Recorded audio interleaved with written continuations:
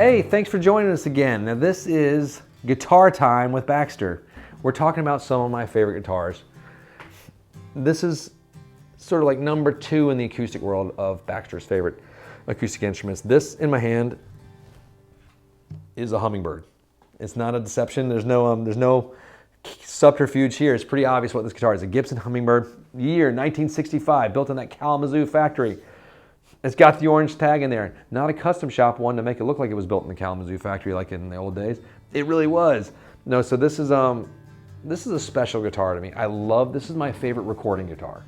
So if anyone's like my artist friends come to town and they're like, I need a recording guitar, I'm like, I just pack this thing up in a case, hand it to them, they take it on their way, they bring it back.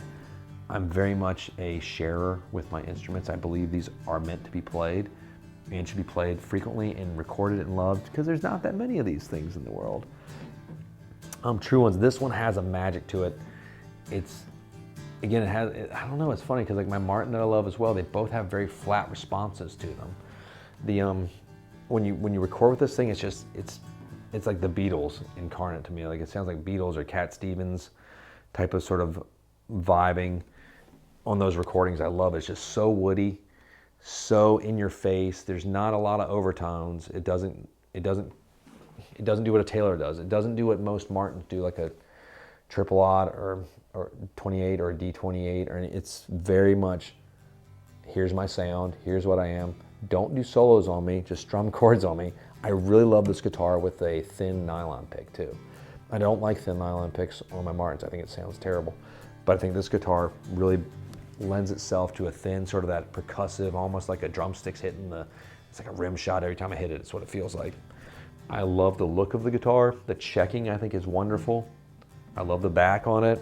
It's a beautiful, rich, sort of red to it. But man, and those little inlays, I love it. I've never really done any work on this one either. This one came to me as another one of those like gifts from my parents a long time ago. They used to be able to, this is back in the good old days when they would check out these auction sites, not sites, but auction houses. You'd go to the auction. Guys, it's pre-internet, I guess. Well, the internet was around, but it was pre when everybody knew what the guitars were worth, or they weren't worth what they are now. And they bought me a few guitars back when I was a younger dude that you could not buy for the prices they do now. This would be an expensive instrument now. But I remember they bought it, it was a birthday present one year, and it was like a huge deal. Cause I don't know if they understood what this guitar was exactly. Oh, it's just a pretty guitar with birds on it, and it says Gibson. They knew that Gibson and Fender, anything with that, they were always looking for it. If they saw it, like it, you know, my mom always would be the one to find these because my dad doesn't go to auctions or estate sales. You see him on the golf course or watching football. Go Pigs. He's an Arkansas Razorback fan.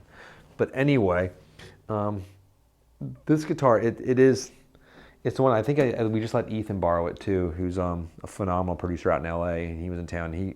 He loves this guitar. He plays this in J45s, and they both sort of live in that similar world of just magic. The neck is great. It's a 1/11/16 nut, but it's got a little bit of meat to it, which is not common for this period of guitar all the time. It's original. I love the way it strikes. I love how bassy it is when it records, but with a very balanced. The bass, it crosses across to the treble spectrum almost. It just pushes a lot of air, and it's just a true blast to play, and it's neat to see people's eyes when they see it for the first time, because most people that know guitars know this is a special one, and when you pick it up and you play it, you're like, that's a special guitar. So if you're ever in the neighborhood and you want to play this guitar, just come on back and play it with me. Just ask, okay, you gotta ask that you don't just get to play it, it's hidden. But yeah, that's it, man. This is it's fun. Thanks for letting me talk about these guitars and spend some time with you. Come join you in the living room on your trip to work. I don't recommend that, it's dangerous, but I do the same thing.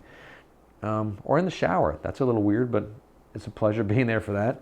But seriously, thanks for welcoming me into your life and let me share these instruments. I think that's the way we spread the joy of guitar, the love of the craftsmanship of making these things, and the joy of just fine instruments, and the fact that if you treat them well, they can truly last a lifetime and bring you more joy than you ever could imagine. Thanks so much for tuning in. watching Casino Guitars channel here, and just have a great day. Baxter signing out.